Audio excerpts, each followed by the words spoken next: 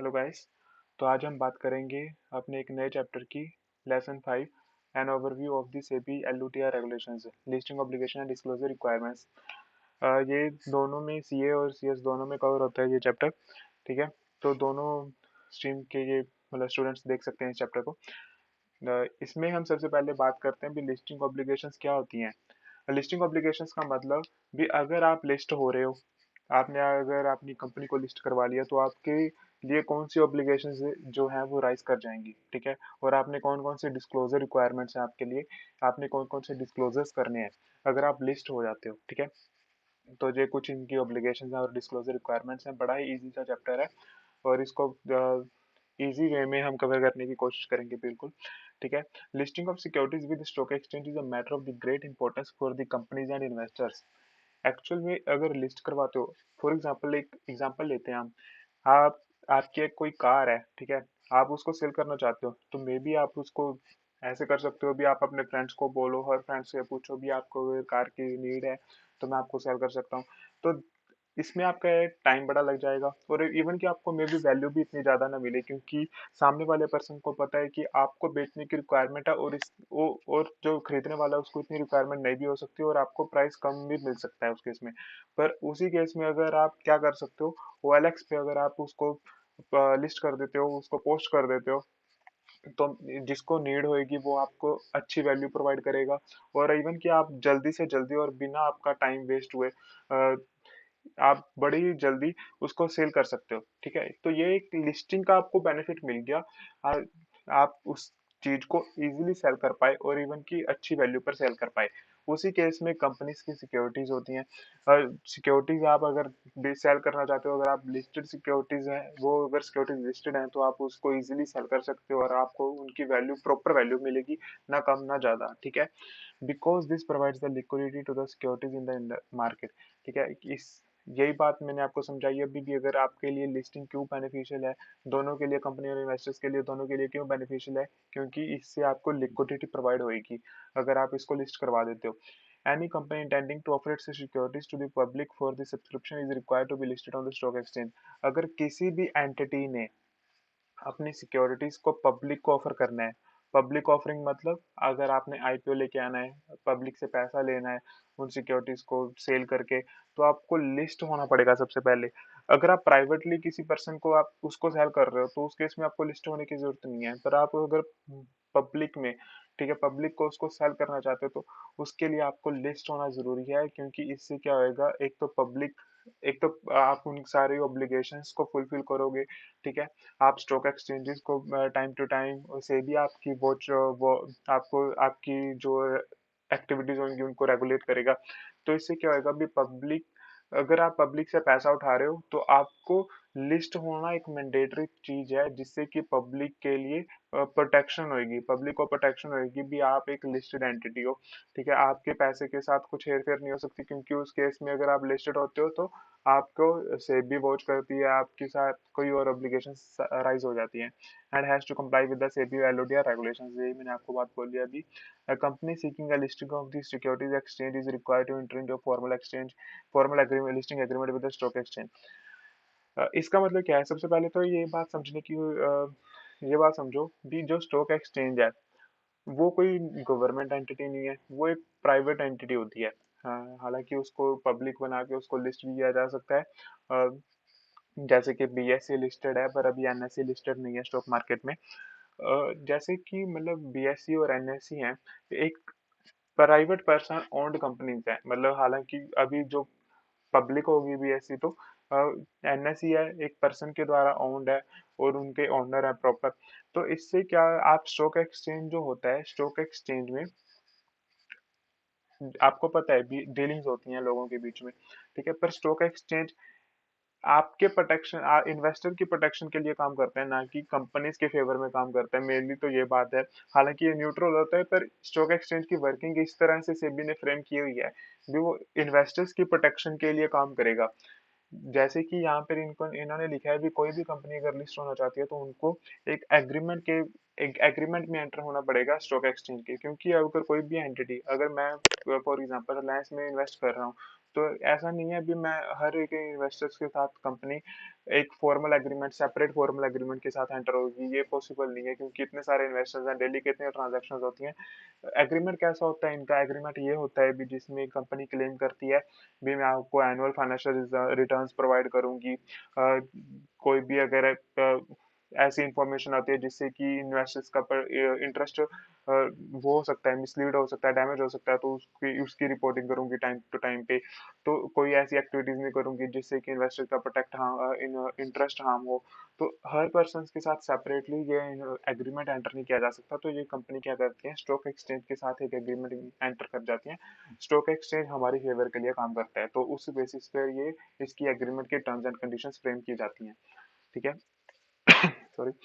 Next क्या है, accordingly the listed entity before issuing the security shall obtain in principle approval from the recognised stock exchange in the following manner. सबसे पहली बात तो क्या है, आपको इन प्रिंसिपल अप्रूवल लेनी पड़ेगी। कोई भी एंटिटी अगर अपनी सिक्योरिटीज को लिस्ट करवाना चाहती है रिकॉग्नाइज्ड स्टॉक एक्सचेंज पे, तो उनको एक principal approval, in principle approval. In principle approval का मतलब क्या है?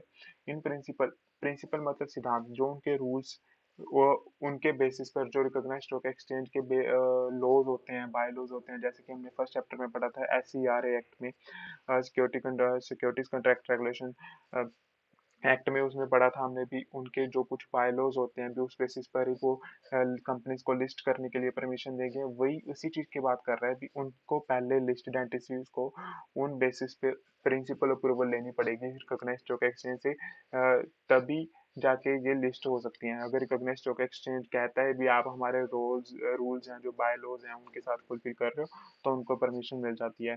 अभी क्या है, मतलब क्राइटेरिया क्या है भी परमिशन लेने का? वो ये है कि where the securities are listed on a recognized only on recognized stock exchange having nationwide terminals from all the stock exchanges। अगर जो एंटिटी है वो लिस्ट होना चाह रही है किसी रिकॉग्नाइज्ड स्टॉक एक्सचेंज पर जिनके नेशन वाइड टर्मिनल, जैसे BSE है, NSE है, इनके नेशन वाइड टर्मिनल्स हैं, कोई किसी भी जगह पे जाओगे आप, उनके नेशन वाइड टर्मिनल्स मिलेंगी मिलेंगे आपको। ठीक है, तो उस केस में क्या होएगा, उन सभी स्टॉक एक्सचेंजेस से आपको परमिशन लेनी पड़ेगी जिन भी ऐसे स्टॉक एक्सचेंजेस के साथ लिस्ट होना चाहते हो आप। Where the securities are listed on not listed on any recognized stock exchange having nationwide terminals from all the stock exchanges in which the issuer are proposed to be listed। अगर वो entity किसी ऐसे stock exchange के साथ listed नहीं होने जा रही जो जिसकी की नेशन वाइड प्रेजेंस है, तो जिस भी स्टॉक एक्सचेंज के साथ वो लिस्ट होना चाहती है उसकी परमिशन जरूरी है। ठीक है, सिंपल सी बात है। सबसे पहले पॉइंट में हमने ये पढ़ा भी अगर रिकॉग्नाइज स्टॉक जो नेशन वाइड टर्मिनल वाले स्टॉक एक्सचेंज के साथ लिस्ट होना चाहती है तो उन सभी स्टॉक एक्सचेंजेस के साथ, और अगर वो उनके साथ नहीं, नेशन वाइड टर्मिनल वालों के साथ नहीं लिस्टेड होना चाहती और जिसके साथ भी लिस्टेड होना चाहती है उन सभी से परमिशन लेनी पड़ेगी। थर्ड केस में ये है भी अगर आप रिकॉग्नाइज्ड स्टॉक एक्सचेंज पर जिसकी नेशन वाइड टर्मिनल है उस पे भी लिस्टेड हो रहे हो आप, और उन पे भी लिस्टेड हो रहे हो जिनकी नेशन वाइड टर्मिनल नहीं है, तो सिर्फ उनसे परमिशन लेने की जरूरत है आपको जिनकी नेशन वाइड टर्मिनल्स हैं। ठीक है, सिंपल सी इतनी ये बात लिखी हुई है। मैं आपको इंट्रोडक्शन का पैरा इतने डीपली इसलिए पढ़ा रहा हूँ क्योंकि यही मेन आपको एक पिलर है चैप्टर का। ठीक है, इसके बाद हम ओवरव्यू से लेते रहेंगे, जो भी पॉइंट्स जो इंपॉर्टेंट नहीं होंगे मैं उनको ऐसे ही आपको समझा के ओवरव्यू सा देके आगे चलता रहूंगा, क्योंकि ये इंट्रोडक्शन एक पिलर है, इससे आपको समझ लगेगा भी क्या इस चैप्टर की इंपॉर्टेंस है। ठीक है, तो इसलिए इस पर हम ज्यादा इसलिए फोकस कर रहे हैं। The requirement of obtaining in principle approval from the recognized stock exchange shall not be applicable for the securities issued to the pursuant to the scheme of the arrangement for which the listed entities has already obtained no objection letter। यहाँ तक आप ये इस line में क्या बोलने की कोशिश कर रहा है, एक स्कीम ऑफ अरेंजमेंट होती है। एक्चुअली में भी आपने ये पढ़ा हो। ठीक है, तो एक क्या होता है भी अगर कंपनी लॉ में ये बात लिखी हुई है भी अगर कोई एंटिटी अपने क्रेडिटर्स को पेमेंट नहीं कर सकती, ठीक है, तो वो कोर्ट में जाके कोर्ट का दरवाजा खटखटाएगी और उनको बोलेगी भी मैं इनकी पेमेंट नहीं कर सकती। और अगर क्रेडिटर्स मानते हैं इस केस में भी आप ऐसे करो भी हम अपनी जो क्रेडिट्स हैं उनको कम कर देते हैं, आपको जितना पैसा दिया वो हम उसकी लाइबिलिटी उतने से कम कर देते हैं, और आप हमको उस बेसिस पे जितने के लिए शेयर्स नई सिक्योरिटीज इश्यूज कर दो। ठीक है, जो भी हो सकता है। तो उस केस में ये एक स्कीम ऑफ अरेंजमेंट होती है जिसमें कि दोनों की म्यूचुअल कंसेंट से क्या होता है, दोनों दोनों पार्टीज एक से दूसरे की जो टर्म्स एंड कंडीशंस को मानती हैं। ठीक है, अगर किसी एंटिटी ने कहा भी मैं इतने पैसे नहीं दे सकती क्रेडिटर्स को, मेरे पास इतने पैसे नहीं है, पर आने वाले टाइम में मैं इतना परफॉर्म करके ये अच्छा परफॉर्म करके मैं इन ऑब्वियसली अगर मैं अच्छा परफॉर्म करूंगी आने वाले टाइम में तो इन सिक्योरिटीज की वैल्यू बढ़ेगी बढ़ेगी और इससे ज्यादा बेनिफिट होगा क्रेडिटर्स को। तो क्रेडिटर्स में अलाउ दैट, क्रेडिटर्स क्या कहेंगे भी सरेंडर कर देंगे अपने जो उनके उन्होंने पैसे दिए हैं डेट्स उन्होंने वो सरेंडर कर देंगे और वो सिक्योरिटीज उसकी उसके बदले में सिक्योरिटीज एक्सेप्ट कर लेंगे जो भी लिस्टेड एंटिटी उनको देना चाहती है। तो एक स्कीम ऑफ अरेंजमेंट होती है और ये स्कीम ऑफ अरेंजमेंट ऐसे ही नहीं बन जाती। इसके लिए सबसे पहले स्टॉक एक्सचेंज से परमिशन लेनी पड़ती है, फिर कोर्ट में जाती है एंटिटी। तो स्टॉक एक्सचेंज जिससे जब परमिशन ली जाती है तो स्टॉक एक्सचेंज क्या करती है, एक नो ऑब्जेक्शन लेटर इशू करती है। नो ऑब्जेक्शन लेटर का मतलब क्या है, नो ऑब्जेक्शन लेटर के बेसिस पर भी हमको कोई इतराज नहीं है, कंपनी की जो इंटेंशंस हैं बिल्कुल सही हैं, कंपनी इतना अफोर्ड नहीं कर सकती है और आने वाले टाइम में कंपनी की ग्रोथ भी पॉसिबल है, तो ये नो ऑब्जेक्शन लेटर इशू कर देती है स्टॉक एक्सचेंज। और नो ऑब्जेक्शन लेटर लेके ही कंपनी कोर्ट के पास जाती है और अगर उनकी म्यूचुअल कंसेंट होती है तो वो एक्सेप्ट मान लिया जाता है। ठीक है, तो ये नो ऑब्जेक्शन लेटर है अगर स्टॉक एक्सचेंज उनको दे देती है और बाद में स्टॉक एक्सचेंज क्या करती है, उन्हीं क्रेडिटर्स को फ्रेश सिक्योरिटीज इशू करती है उस डेट के बदले में। तो उस केस में आपको अप्रूवल लेने की जरूरत नहीं है क्योंकि उसके लिए स्टॉक एक्सचेंज उनको ऑलरेडी एक एक फॉर्म में अप्रूवल दे चुकी है, वो नो ऑब्जेक्शन लेटर की फॉर्म में। ठीक है, तो उस केस में आपको अप्रूवल लेने की जरूरत नहीं है। ये हमारा पैरा हो गया। नेक्स्ट क्या है, SEBI has prescribed and also specified all the quantitative and qualitative requirements to be continuously complied with by the issuer for continued listing. इसका मतलब क्या है, सेबी ने कुछ क्वांटिटेटिव एंड क्वालिटेटिव रिक्वायरमेंट्स बता रखी हैं जो कि कंपनीज को कंटिन्यूसली फुलफिल करती रहनी पड़ेंगी। ठीक है, क्वांटिटेटिव और क्वालिटेटिव ये दो इंपॉर्टेंट वर्ड्स हैं जिससे कि एग्जामिनर को पता लगेगा भी आपकी थिंकिंग और आप कितना फॉर्मली सोचते हो, ये पता चलेगा। क्वांटिटेटिव का मतलब क्या आता है, क्वांटिटेटिव हम जिसको मेजर कर सकते हैं। ठीक है, और क्वालिटेटिव का मतलब क्या होता है, जिसको आप मेजर तो नहीं कर सकते पर उसकी आप क्वालिटी चेक कर सकते हो, क्वालिटेटिव, है ना। जैसे फॉर एग्जांपल कोई पर्सन इंटेलिजेंट है तो वो उसकी क्वालिटेटिव एट्रीब्यूट है। ठीक है, अगर कोई पर्सन इतना कम पढ़ता है वो ठीक है, या फिर किसी पर्सन का कलर है जो वाइट है तो उसकी क्वालिटेटिव एट्रीब्यूट है ये। और अगर मैं ऐसे बोलूँ भी मेरे पास 5 लैपटॉप्स हैं तो वो एक क्वांटिटेटिव एट्रीब्यूट होगा। ठीक है, तो क्वांटिटेटिव और क्वालिटेटिव दोनों रिक्वायरमेंट्स सेबी ने स्पेसिफाई की हुई हैं। अगर क्वांटिटेटिव का मतलब क्या है भी, क्वांटिटेटिव सेबी के पॉइंट ऑफ व्यू से क्या मतलब है इस चीज का भी, जैसे फॉर एग्जांपल कंपनी, जैसे कंपनी स्कीम ऑफ अरेंजमेंट में एंटर होना चाहती है या फिर कुछ भी और। ठीक है, अ, उस केस में क्या होएगा, कोई भी ऐसा केसेस है जिसके लिए उन्होंने रिक्वायरमेंट स्पेसिफाई कर रखी है, उसमें ऐसे उन्होंने ऐसे लिख रखा है भी आपको अपने फाइनेंशियल स्टेटमेंट्स, जैसे कि हाँ हम आपको बात करते हैं फाइनेंशियल रिजल्ट्स के लिए जो एजीएम होती है। ठीक है, उसमें क्या होता है, कंपनी सेबी ने स्पेसिफाई कर रखा है भी आपको क्या क्या स्टॉक एक्सचेंज को या एनुअल जनरल मीटिंग में क्या क्या आपको पहले स्टॉक एक्सचेंज में जमा करवाना है एनुअल जनरल मीटिंग होने से पहले। तो उसमें क्या क्या होता है, एक फाइनेंशियल स्टेटमेंट्स होते हैं। ठीक है, ऑडिटेड फाइनेंस बैलेंस शीट होती है, ऑडिट स्टेटमेंट, ऑडिट रिपोर्ट होती है। ठीक है, और ये और एक दो चीजें और होती हैं। ठीक है, तो इस केस में क्या होएगा उसके हम बाद में भी बात करेंगे। ठीक है, तो सबसे पहले तो एक जो चीज होगी हमारे पास, कंपनी की फाइनेंशियल स्टेटमेंट्स। ऑब्वियसली कंपनी के फाइनेंशियल स्टेटमेंट्स कंपनी ने ही तैयार किए हैं। ठीक है, अगर ये सिर्फ ही एक ही मतलब क्वांटिटेटिव में अगर सिर्फ सेबी ने यही बोला होता भी आपको सिर्फ फाइनेंशियल स्टेटमेंट्स ही अपने देने हैं, आपको ऑडिट रिपोर्ट की जरूरत नहीं है, तो इससे क्या होएगा, हालांकि क्वांटिटेटिव में एक चीज रहेगी जिससे कि अगर आप उसको क्रॉस वेरीफाई नहीं कर सकते, मतलब आप उसको वेरीफाई नहीं कर सकते फाइनेंशियल स्टेटमेंट सीधा देख के के बेसिस पर फिर ये सारा कुछ ठीक है। अगर उसी केस में अगर आपके पास फाइनेंशियल स्टेटमेंट के साथ उन्होंने कंपनी ने सेबी ने ऐसे ही बोल रखा है भी आपको ऑडिट रिपोर्ट के साथ में जमा करनी है, तो इस केस में क्या होगा, आपके लिए दो रिक्वायरमेंट्स होगी क्वांटिटेटिव में, जिससे कि आपको अगर इन्वेस्टर्स देखेंगे फाइनेंशियल स्टेटमेंट्स को और ऑडिट रिपोर्ट को तो उनको पता चलेगा भी हाँ ये वेरीफाइड चीज है, मैनेजमेंट ने भी इस चीज को वेरीफाई किया है और ऑडिटर्स ने भी वेरीफाई किया है इस चीज को। तो जिससे कि एक उनकी जो वो है वेरिफिकेशन है और उनके जो नंबर ऑफ डॉक्यूमेंट्स ज्यादा होने के कारण उनकी क्या होगी, ज्यादा मतलब सेटिस्फेक्शन होगी भी हाँ ये बिल्कुल ठीक है चीज, ठीक है उसके। एंड दूसरा केस क्या है, क्वालिटेटिव रिक्वायरमेंट्स का। क्वालिटेटिव का मतलब जैसे फॉर एग्जांपल सेबी ने ऐसे स्पेसिफाई कर दिया, फॉर एग्जांपल ले रहे हैं, ठीक है। अभी एक कंपनी फाइनेंशियल स्टेटमेंट्स इशू करेगी और उसके साथ ही क्या करेगी, जो मैनेजमेंट की डिक्लेरेशन, ठीक है। भी ये सारा कुछ ठीक है, हालांकि आपको पता है भी फाइनेंशियल स्टेटमेंट्स भी मैनेजमेंट ने बनाए हैं और जो डिक्लेरेशन है वो भी मैनेजमेंट लिख रही है। तो उस केस में क्या होगा, हालांकि आपके पास नंबर ऑफ डॉक्यूमेंट्स तो दो हैं, आप उन दोनों को वेरीफाई एक दूसरे से क्रॉस वेरीफाई तो कर सकते हो, पर दोनों की जो क्वालिटी है वो कहीं ना कहीं आपको ये लगेगा भी इतनी अच्छी नहीं है। क्वालिटी क्यों नहीं अच्छी है, क्योंकि एक ही चीज को दो मतलब दोनों डॉक्यूमेंट्स में एक ही पर्सन वेरीफाई कर रहा है, मैनेजमेंट वेरीफाई कर रही है। और मैनेजमेंट ने अगर फ्रॉड करना है उस केस में, तो मैनेजमेंट के लिए फ्रॉड करना इजी है, क्योंकि दोनों स्टेटमेंट्स को वेरीफाई तो मैनेजमेंट ही कर रही है।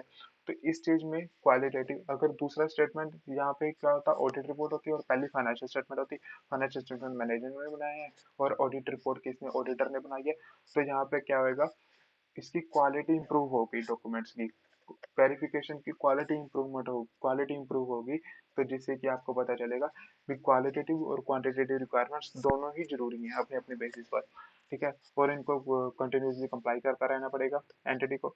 The stock exchange monitor the compliances by the listed and companies and can order suspension of the trading of such companies share in case of any non compliance। अगर वो in case non compliance इनका compliance नहीं कर सकते करते हैं तो ठीक है, तो स्टॉक एक्सचेंज इनकी सस्पेंड भी कर सकती है ट्रेडिंग। और इवन की कई बार तो इनकी ट्रेडिंग भी सस्पेंड हुई है कई कंपनीज की इस केस में। तो ये केस कोई ऐसा नहीं है भी मतलब फालतू में लिखा हुआ है इसका, इसमें मोस्ट ऑफ द टाइम्स कभी भी जो आप देखोगे भी सस्पेंड हो रही है ट्रेडिंग, तो मोस्ट ऑफ द टाइम आपको यही रीजन मिलेगा भी ये इन्होंने कंप्लायंस सही से नहीं की है, तो इसलिए स्टॉक एक्सचेंज ने इनकी जो ट्रेडिंग है सस्पेंड कर दिया, ठीक है। तो ये यहाँ पर इनका ऑब्जेक्टिव लिखा, ऑब्जेक्टिव में ये लिखा हुआ है इन्होंने भी। सबसे पहले तो इनका ऑब्जेक्टिव ये था भी कंपनीज एक्ट 2013, सबसे पहले जो इनकी इन जो पहले बना हुआ था इसकी लिस्टिंग ऑब्लिगेशंस की, वो पिछले कंपनीज एक्ट के हिसाब से बनी हुई थी। और अभी जो कंपनीज एक्ट 2013 है उनकी प्रोविजन के साथ अलाइन करने के लिए नई रेगुलेशंस को लाया गया है। और जो दूसरी बात, मेन बात ये है भी सबसे पहले पहले के टाइम पे क्या था, भी जो लिस्टिंग ऑब्लिगेशंस थी वो हर सिक्योरिटीज के लिए अलग अलग सी थी और बड़ी ही ज्यादा मतलब कि वो थी सेग्रीगेटेड सी थी, और इन सभी को कंसोलिडेट कर दिया गया है इस चैप्टर में। तो यही बात की है इन्होंने, सेकंड ऑब्जेक्टिव ये है।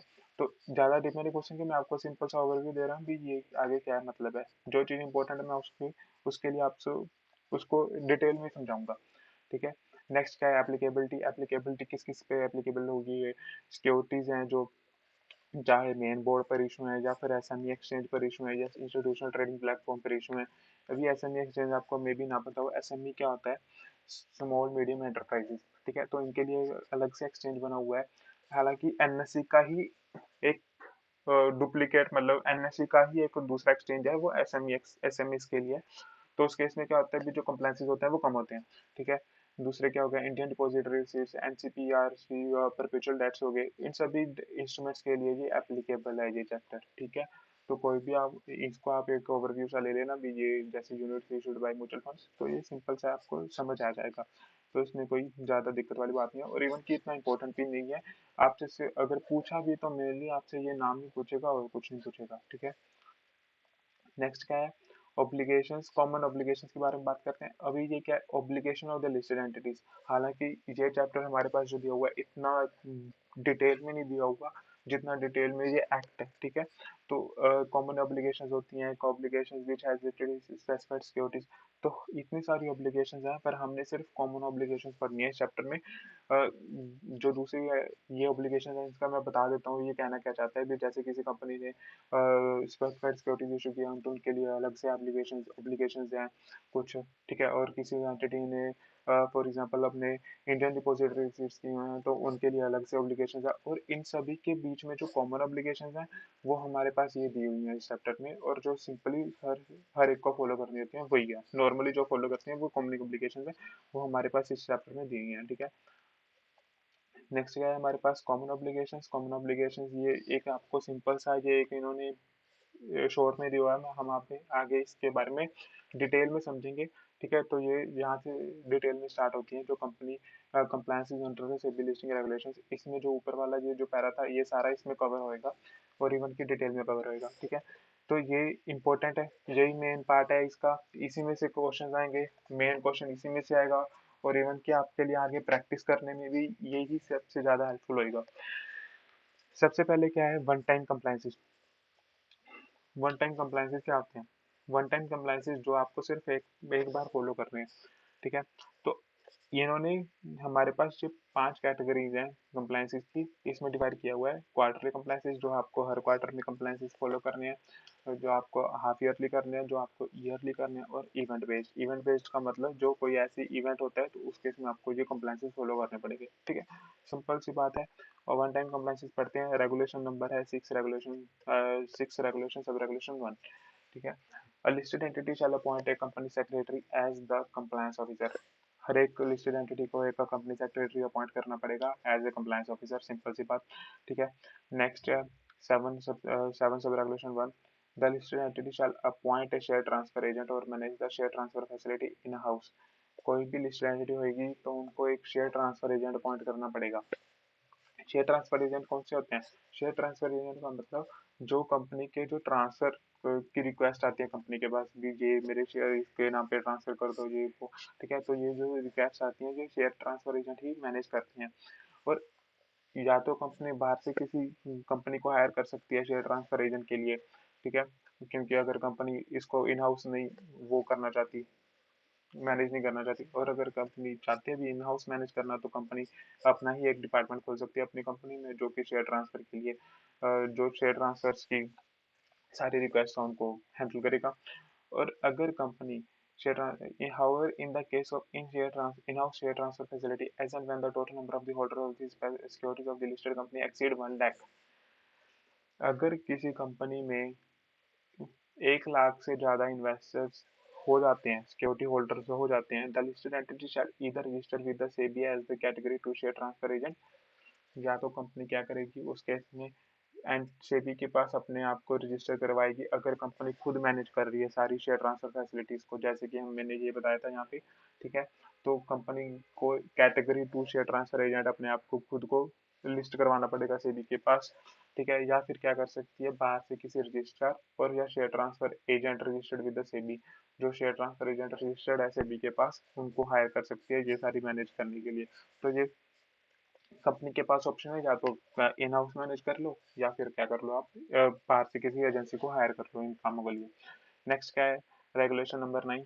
The listed entity shall have a policy for the preservation of the documents approved by it's board of director. ये सबसे इंपॉर्टेंट है। The listed entity shall have a policy for the preservation of documents. Company के पास कई सारे documents होते हैं, उनको preserve कैसे करना है, इनके इन एक पॉलिसी बनी होनी चाहिए। ठीक है, जो कि किसके द्वारा अप्रूव्ड होगी, बोर्ड ऑफ डायरेक्टर्स के द्वारा अप्रूव्ड होगी। ठीक है, तो इसको ध्यान में रखना, हर कंपनी के पास एक पॉलिसी होनी चाहिए जिसमें कि ये लिखा होगा भी हमारे जो डॉक्यूमेंट्स हैं, जैसे हमारी आर्टिकल्स जो भी इनके इम्पोर्टेंट डॉक्यूमेंट्स होते हैं, वो कैसे प्रिजर्व किए जाएंगे, किस फॉर्म में प्रिजर्व किए जाएंगे, कहाँ पर प्रिजर्व किए जाएंगे। ठीक है, किसकी रिस्पॉन्सिबिलिटी के अंदर प्रिजर्व किए जाएंगे, ये सारा एक पॉलिसी में लिखा होगा जिसको जो कि बोर्ड ऑफ डायरेक्टर्स के द्वारा अप्रूव्ड भी होगी। ठीक है, नेक्स्ट क्या है हमारे पास, क्वार्टरली कंप्लायंसेस। हालांकि यहाँ पर इन्होंने एक डिलीट कर दिया, एक यहाँ पे पहले पॉइंट होता था जिसमें कि 18 रेगुलेशन नंबर 18 से लेके रेगुलेशन नंबर 22 तक की इनको ऑडिट कमेटीज बनानी होती थी, कई कमेटीज बनानी होती थी। हाँ, मैं इन्होंने ये भी यहाँ से हटा दिया वो पॉइंट। पहले यहाँ पर एक पॉइंट होता था जहाँ पे इनको इनको कई सारी कमेटीज बनानी होती थी, audit committee, nomination nomination and remuneration committee, stake holder relationship committee, vigil mechanism. हालांकि वो मे भी किसी और चैप्टर में एडजस्ट कर दिया हो। ठीक है, तो कोई नहीं, वो एक पॉइंट था। ठीक है, कोई नहीं, यहाँ से अगर हटा दिया है तो इन्होंने। नेक्स्ट क्या है हमारे पास, क्वार्टरली कंप्लायंसेस। क्वार्टरली कंप्लायंसेस कौन से होते हैं, जो हर क्वार्टर इनको फॉलो करने पड़ेंगे। ठीक है, कंटिन्यूसली फॉलो करते रहने पड़ेंगे। सबसे पहले क्या है इनके पास, रेगुलेशन नंबर 13 सब रेगुलेशन 3। ठीक है, इन्वेस्टर कंप्लेंट्स। कंपनी के पास कई सारी इन्वेस्टर्स की कंप्लेंट्स भी आती रहती हैं। आपको पता होगा सेबी का एक मैकेनिज्म, एक सेबी का एक पोर्टल है जो कि जिसका नाम है स्कोर, SCORE। सेबी का उसका नाम I think so, full form उसकी कंप्लेंट रेजोल्यूशन ऐसा कुछ है, ठीक है। तो उसका पर्पस क्या होता है भी, किसी भी इन्वेस्टर्स को कंपनी के साथ हो गया या फिर किसी इंटरमीडियरी के साथ या किसी ब्रोकर के पास किसी भी कोई कंप्लेंट रजिस्टर करवानी है, कोई उनसे कंप्लेंट है, तो वो सेबी को वो सेबी के वो पोर्टल के थ्रू इन्वेस्टर अपनी कंप्लेंट रजिस्टर करवा सकते हैं और कंपनी उसको सीधा डायरेक्टली उसको हैंडल करेगी। तो वही केस है यहाँ पर। अगर listed entity shall file with the recognised stock exchange statement giving the number of the investor complaint. हर एक एंटिटी को जो भी उनको कंप्लेंट्स मिले इन्वेस्टर्स की, चाहे किसी भी मेथड के थ्रू हो, चाहे वो स्कोर के थ्रू हो या किसी और भी मेथड के थ्रू हो, pending at the beginning of the quarter, number of the जो कंप्लेंट्स या जितनी उनके क्वार्टर के बिगिनिंग में पेंडिंग थी और इनको कितनी रिसीव हुई, कितनी उनको वो भी रिजोल्व कर दी, कितनी उन्होंने डिस्पोज कर दी और कितनी रहेगी अभी रिजोल्व करनी। तो ये सारी का एक शीट बना के वो हर क्वार्टर के एंड में स्टॉक एक्सचेंज को सबमिट करेंगे, ठीक है, within 21 days from the end of the quarter. Next है regulation number 27, sub regulation 2, quarterly compliance report. The listed entity shall submit a quarterly compliance report on corporate governance. Corporate governance का मतलब क्या होता है? Corporate governance एक ऐसा mechanism बना रखा है सेबी के द्वारा, जिससे कि आप कंपनी में, जो कि कॉर्पोरेट गवर्नेंस ये कहता है हमें, कॉर्पोरेट भी आप हर कंपनी को एथिकल वे में प्रॉपरली इन्वेस्टर्स के राइट्स के लिए, इन्वेस्टर्स की वेल्थ मैक्सिमाइजेशन के लिए काम करने चाहिए। कॉर्पोरेट गवर्नेंस इस चीज पे बेस है भी, आपको इन्वेस्टर्स की वेल्थ मैक्सिमाइजेशन के लिए काम करना है और एथिकल वे में काम करना है अपने, ठीक है। और कॉर्पोरेट गवर्नेंस कुछ आपको रूल्स बताता है भी आपने क्या क्या फॉलो करना है। जैसे कॉर्पोरेट गवर्नेंस में ये लिखा हुआ है भी, जो रिलेटेड पार्टी ट्रांजैक्शंस के लिए कई आपके रूल्स होंगे, ठीक है। तो कई सारी आपके रूल्स होते हैं और उनकी एक प्रॉपर चेकलिस्ट बनी होती है, ठीक है। लिस्टेड एंटिटी को पूरी चेकलिस्ट को फॉलो करना है, ठीक है, और उसकी एक क्वार्टरली कंप्लायंस रिपोर्ट देनी है स्टॉक एक्सचेंज को, जिसमें कि ये लिखा हुआ भी हमने ये कॉर्पोरेट गवर्नेंस के ये सभी रूल्स फॉलो किए हैं, ये फॉलो नहीं किया, जो भी है मतलब, ठीक है। Within 15 days from the date of the closure of the quarter, 15 दिन के अंदर अंदर उनको सबमिट करना है। नेक्स्ट क्या है? Regulation number 31, share holding pattern. Listed entity shall submit to the stock exchange statement showing the holding of the security and share holding pattern.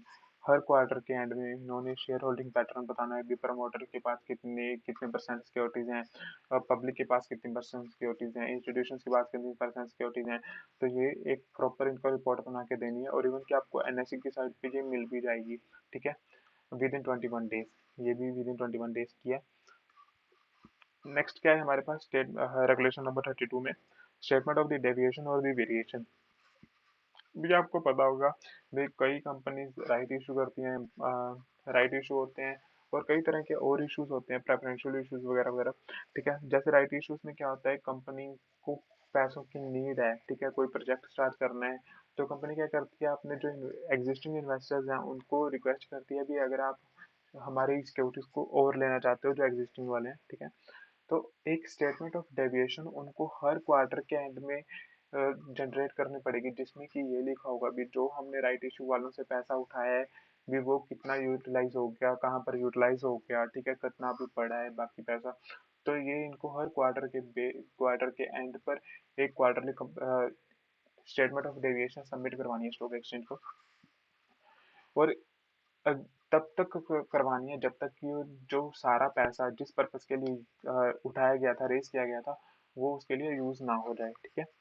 तो ये है। नेक्स्ट क्या है? रेगुलेशन नंबर 33, ये फाइनेंशियल रिजल्ट्स के बारे में है। फाइनेंशियल हर एंटिटी को, लिस्टेड एंटिटी को बेसिकली, हर एक लिस्टेड एंटिटी को स्टॉक एक्सचेंज को अपने फाइनेंशियल स्टेटमेंट्स, क्वार्टर के फाइनेंशियल स्टेटमेंट्स जमा करवाने हैं। और अगर कंपनी की सब्सिडरीज भी हैं, ठीक है, तो कंपनी को उनके कंसोलिडेटेड फाइनेंशियल स्टेटमेंट्स उस क्वार्टर के लिए एंड ईयर टू डेट के बेसिस पर भी करवाने हैं। ईयर टू डेट का मतलब क्या होता है? ईयर टू डेट का मतलब कि जो जैसे इस ईयर के स्टार्टिंग से लेके अब तक। फॉर एग्जांपल फर्स्ट क्वार्टर है तो वो क्वार्टर वन के ही प्रॉपर हैं, ठीक है। अगर क्वार्टर टू है तो उनको क्वार्टर टू के भी अलग से जमा करवाने हैं, और क्वार्टर पूरे 6 महीनों के अलग से जमा करवाने हैं। मतलब ईयर टू डेट, ईयर के स्टार्ट होने से अब तक के फाइनेंशियल स्टेटमेंट्स अलग से प्रिपेयर करने पड़ेंगे उनको with in 45 days from the end of the each quarter other than the last quarter. क्योंकि लास्ट क्वार्टर में आपको पता होगा 60 डेज मिलते हैं हमें फाइनेंशियल स्टेटमेंट सबमिट करवाने के लिए, और अदर देन लास्ट क्वार्टर के आपके लिए 45 डेज होते हैं। नेक्स्ट है half yearly compliances. Half yearly compliances का मतलब जो आपको हर हाफ ईयर के बाद आपको कंप्लाई करने हैं। Regulation number 7, compliance certificate. अभी क्या होता है कि इसमें शेयर ट्रांसफर जो एजेंट होते हैं, ठीक है, एक ये इनको क्या करना पड़ता है, एक सर्टिफिकेट जनरेट करवाना पड़ता है। शेयर ट्रांसफर एजेंट सर्टिफिकेट देता है बना के, जिसमें कि क्या लिखा होता है ये मैं बताता हूँ आपको। The listed entity shall submit a compliance certificate to the stock exchange duly signed by both the compliance officer of the listed entity and duty representative of the share transfer agent, जो कि signed होगा किसके द्वारा, compliance officer के द्वारा, and एक authorised representative of the share transfer agent. इसमें certificate में ये लिखा होता है इस क्वार्टर में हमारे इस हाफ ईयर में हमारे पास कितने इन्वेस्टर्स की कंप्लेन ट्रांसफर की वो आई, ट्रांसफर की रिक्वेस्ट आई, और कितनी हमने एग्जीक्यूट कर दी, और उनकी एक डिटेल्ड समरी दी जाती है स्टॉक एक्सचेंज को with in 1 month of the end of the half of the financial year, 1 महीने के अंदर अंदर। नेक्स्ट क्या है, related party disclosure. Related party disclosures, the listed entities submit to the stock exchange the disclosures of the related party on the consolidated basis। Related party कौन कौन सी है हमारी, ठीक है। हर हर हाफ ईयर के बाद इनको एक रिपोर्ट देनी पड़ती है, क्योंकि ऑब्वियसली रिलेटेड पार्टीज, जैसे इन्होंने नया डायरेक्टर हायर किया तो उसकी रिलेटेड पार्टीज को उसको एंटर करनी पड़ेंगी, और उनके साथ कौन कौन सी डीलिंग हो रही है ये वो, ठीक है, ये सारी इनको कंसोलिडेटेड देनी पड़ती है within 30 days from the date of the publication of its statement. जो फाइनेंशियल स्टेटमेंट्स हैं हाफ ईयरली, उसके 30 डेज के अंदर अंदर इनको सबमिट करवानी पड़ती है। नेक्स्ट क्या है, statement of the assets and liabilities. The listed entity shall also submit as a part of its statement standalone और the consolidated financial statement for the half of year statement of the assets and liabilities and statement of the cash flows by way of a note. एक assets and liabilities statement of the assets and liabilities भी इनको half year के basis पर वो करवानी पड़ेगी। हालांकि जो फाइनेंशियल इनके रिजल्ट्स हैं ये इनको हर क्वार्टर के देने पड़ेंगे, और फाइनेंशियल जो हम इनकी statement of assets and liabilities है इनको क्वार्टर हर हाफ ईयरली इनको देनी पड़ेगी, ठीक है। और एक कैश फ्लो स्टेटमेंट भी इनको देनी पड़ेगी बना के हाफ ईयरली। क्वार्टर के बेसिस पर क्या होगा, सिर्फ फाइनेंशियल रिजल्ट्स जो कि हमारा P&L होता है, और जो हर हाफ ईयर के बाद इनको क्या करनी पड़ेगी, एक statement of assets and liabilities. Obviously पहले हाफ ईयर जो होगा इनका मे बी वो सितंबर, हाँ सितंबर में होगा, ठीक है, और उसके बाद का जो होगा वो मार्च वाला होगा। मार्च वाले की तो जाती जाती है वो, बस सितंबर के लिए इन्होंने एडिशनल ऐड कर दिया कि इनकी सितंबर की भी एक statement of assets and liabilities and cash flow statement बन के जाएगी। इसकी डेट क्या है, विद इन 30 डेज, ये इसकी कोई डेट नहीं है, हाफ ईयरली बेसिस पर ये लिखा हुआ है, ठीक है। नेक्स्ट क्या है, regulation number 40, certificate. The listed entity shall ensure that the share transfer agent और एंड और the in transfer facility as the case में प्रोड्यूसेस अ सर्टिफिकेट। इसमें ये सिंपली ये लिखा हुआ है भी एक प्रैक्टिसिंग सीएस से जो शेयर ट्रांसफर एजेंट है वो एक सर्टिफिकेट लेगा, जिससे कि सीएस ये सर्टिफाई करेगा कि जो सर्टिफिकेट इशू किए गए हैं, issued with in 30 days of the lodgement of the transfer, कि जो सर्टिफिकेट इशू किए गए हैं वो विद इन 30 डेज ट्रांसफर की रिक्वेस्ट के अंदर अंदर इशू कर दिया गया है। मतलब कि इनकी कंप्लायंस होती है ये 30 डेज के अंदर अंदर, जब भी आपके पास ट्रांसफर की रिक्वेस्ट आएगी उसके 30 डेज के अंदर अंदर आपको सर्टिफिकेट इशू करना है, शेयर सर्टिफिकेट इशू करना है। वो सीएस उसको क्या करेगा, एक्नॉलेज करेगा कि हाँ ये सारी इनकी वर्किंग सही चल रही है with in 1 month of the end of the each of the half of the financial year, 1 महीने के अंदर अंदर। नेक्स्ट क्या है इनका, ईयरली कंप्लायंसेस। ईयरली कंप्लायंसेस कौन से होते हैं, तो ईयरली कंप्लायंसेस में सबसे पहली रेगुलेशन है हमारे पास एनुअल लिस्टिंग फीस। एक्चुअली में जो भी एंटिटी लिस्टेड होती है किसी भी स्टॉक एक्सचेंज के पास, उनको एक लिस्टिंग फीस पे करनी होती है एवरी ईयर, ठीक है। जैसे कि एनएससी बीएससी जिन पर भी लिस्टेड होती है, प्रोबेबली ये हर हर के लिए अलग होती है, मतलब बेसिकली ये डिपेंड करती है मतलब उनकी मार्केट कैपिटलाइजेशन की बेसिस पे। और नॉर्मली ये 7 to 8 लाख के बीच में फॉल करती है नॉर्मली, एक नॉर्मल एंटिटी के लिए, ठीक है। और कोई हाई एंड मतलब जो ज्यादा ही जिनकी मतलब मार्केट कैपिटलाइजेशन है, जैसे रिलायंस हो गया, इनके लिए थोड़ा सा ज्यादा होती है, 10-15 लाख, इतना 10-12 लाख, 15 लाख नहीं, ठीक है। तो इतने के बीच में ये फॉल करती है और एनुअल लिस्टिंग फीस इनको पे करनी पड़ती है in the manner specified by the SEBI. जो भी स्पेसिफाइड कर है सेबी ने, ये हमारे सिलेबस में नहीं है, मतलब कि ठीक है किस मैनर है ये जरूरत नहीं है आपके लिए। ये with in 30 days of the end of the year के 30 दिन के अंदर अंदर इनको पे करनी पड़ती है। नेक्स्ट क्या है इनके पास, रेगुलेशन नंबर 33। ये फिर आगे सबसे पहले हमने ऊपर भी पढ़ी थी, ये रेगुलेशन नंबर 33। ये हमने हाफ ईयरली में भी पढ़ी है और हमने ये क्वार्टरली में भी पढ़ी है, ठीक है, स्टेट फाइनेंशियल रिजल्ट्स की। और यहाँ पर ईयरली में भी पढ़ रहे हैं हम फाइनेंशियल रिजल्ट्स की। हर क्योंकि ये हर एक क्वार्टर में भी पे आपको करनी पड़ती है, हर ईयर पे हाफ ईयरली भी करनी पड़ती है, और हाँ आपको ईयरली भी करनी पड़ती है, आपको फाइनेंशियल रिजल्ट्स फाइल करने पड़ते हैं आपको स्टॉक एक्सचेंज के पास। The listed entity shall submit annual standalone financial statement with audit report भी जाएगी इस केस में। ईयरली में आपने क्वार्टरली में क्या किया, सिर्फ फाइनेंशियल रिजल्ट सबमिट किए थे। आपने हाफ ईयरली में क्या किया, हाफ ईयरली में आपने फाइनेंशियल स्टेटमेंट भी सबमिट किए, आपने बैलेंस शीट भी बना के भेजी और एक कैश फ्लो स्टेटमेंट भी दी। और यहाँ पर आपके लिए फोर्थ चीज कौन सी ऐड होगी आपके, आपने एक ऑडिट रिपोर्ट भी बनानी है। और फिफ्थ चीज कौन सी होगी, statement on impact of the audit qualifications. मतलब कि क्या है इसका, ऑडिट ऑडिट में अगर कोई भी क्वालिफिकेशन दी है ऑडिटर ने, ऑडिट क्वालिफिकेशन का मतलब समझा देता हूँ मैं आपको क्या होता है। एक्चुअल में 4 टाइप की रिपोर्ट इशू कर सकता है एक सीए फाइनेंशियल स्टेटमेंट्स का ऑडिट करते टाइम। एक तो होता है क्लीन रिपोर्ट हो सकती है, अनमॉडिफाइड, जिसको कि अनमॉडिफाइड कह सकते हैं। और दूसरी क्या होती है, disclaimer of opinion. Disclaimer of opinion तब इशू की जाती है जब सीए ये कह दे कि मुझे मेरे को प्रॉपर इन्होंने डॉक्यूमेंट्स ही नहीं प्रोवाइड किए, तो उस केस में मैं प्रॉपरली ऑडिट ही नहीं कंडक्ट कर पाया, मतलब कि इस केस में मैनेजमेंट में पक्का ही कोई ना कोई गलती है, पर मैनेजमेंट पक्का ही कोई ना कोई फ्रॉड कर रही हो सकती है, ठीक है। तो उस केस में डिस्क्लेमर ऑफ ओपिनियन जाता है। थर्ड टाइप की रिपोर्ट होती है हमारे पास एडवर्स रिपोर्ट। एडवर्स का मतलब क्या होता है भी, जिसमें सीए को सारे डॉक्यूमेंट्स तो मिल गए उनके, पर सारे डॉक्यूमेंट्स मतलब पता चल गया सीए को भी ये कंपनी फ्रॉड कर रही है लोगों के साथ, एडवर्स ओपिनियन दे देता है सीए तब उस केस में। और फोर्थ क्या होता है, फोर्थ होता है हमारे पास qualified qualified opinion. Qualified opinion क्या होता है, क्वालिफाइड ओपिनियन का मतलब ये होता है भी सीए को लग सीए की ये ओपिनियन है भी इस कंपनी में गड़बड़ तो है, ठीक है, पर इस लेवल की गड़बड़ नहीं है, हाई हाई लेवल का फ्रॉड नहीं हो रहा, मतलब कि थोड़ी बहुत दिक्कत है, वो ठीक की जा सकती है, ठीक है। अगर कोई भी ऐसी रिपोर्ट आ जाती है, चाहे वो second third fourth disclaimer of opinion जा रही है, या फिर एडवर्स जा रही है, या फिर क्वालिफाइड रिपोर्ट जा रही है, तो उस केस में क्या करना पड़ेगा, उनको एक स्टेटमेंट ऑफ इम्पैक्ट देना पड़ेगा भी इस जो क्वालिफिकेशन जो सीए ने हमें बताया इसका कितना इम्पैक्ट जा रहा है आपकी एंटिटी पे। अगर सीए ने ये बोल दिया भी इनकी रिलेटेड पार्टी के ट्रांजैक्शंस जो हैं वो उनकी प्रॉपरली रिपोर्टिंग नहीं कर पा रहे, तो इसमें जो स्टेटमेंट ऑफ इम्पैक्ट इशू करेगी लिस्टेड एंटिटी, तो उसमें ये बताएगी कि हाँ जी जो सीए ने ये हमारे ऊपर ये क्वालिफिकेशन डाली है यहाँ पे, इसका इम्पैक्ट इतना है भी, ये फॉर एग्जांपल ये ट्रांजैक्शन 10 करोड़ की है, 20 करोड़ की है, ये वो जो भी, ये एक स्टेटमेंट ऑफ इम्पैक्ट इनको इशू करनी पड़ेगी, साथ के साथ लिस्टेड एंटिटी को और सबमिट करनी पड़ेगी स्टॉक एक्सचेंज को with in 60 days from the end of the financial year, ठीक है। क्वार्टरली में कितना टाइम था आपके पास, 45 डेज। ये हाफ ईयरली में कितना टाइम था आपके पास, 45 डेज। और इसमें कितना है ईयरली में आपके पास, 60 डेज, ठीक है। और नेक्स्ट क्या है हमारे पास, इफ लिस्टेड एंटिटी है सब्सिडरीज, अगर लिस्टेड एंटिटी की सब्सिडरीज भी हैं, it shall by submitting annual audited stand alone. Stand alone का वैसे पहले भी वर्ड आया था, ये स्टैंड अलोन का मतलब ये होता है भी इनकी अकेले की सेपरेट, ठीक है। Financial statements also submit annual audited consolidated financial results.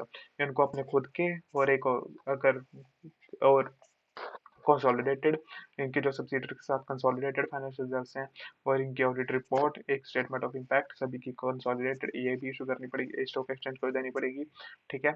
In case of the audit reports with unmodified opinion, अगर अनमॉडिफाइड ओपिनियन मतलब कि सीए ने बोला कि सारा कुछ बिल्कुल ठीक है, कोई मॉडिफिकेशन नहीं कर रहा, मैं क्लीन रिपोर्ट दे रहा हूँ, जो मैंने सबसे पहले वाली बताई आपको, the listed entity shall furnish a declaration to that effect to the stock exchange.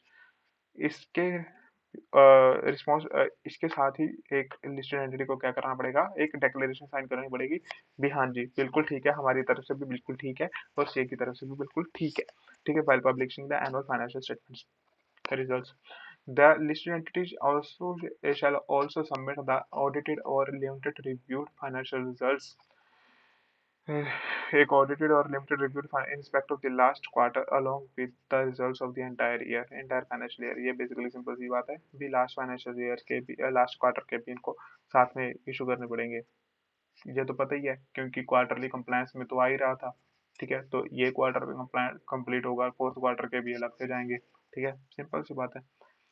Next क्या है हमारे पास, एनुअल रिपोर्ट क्या होती है।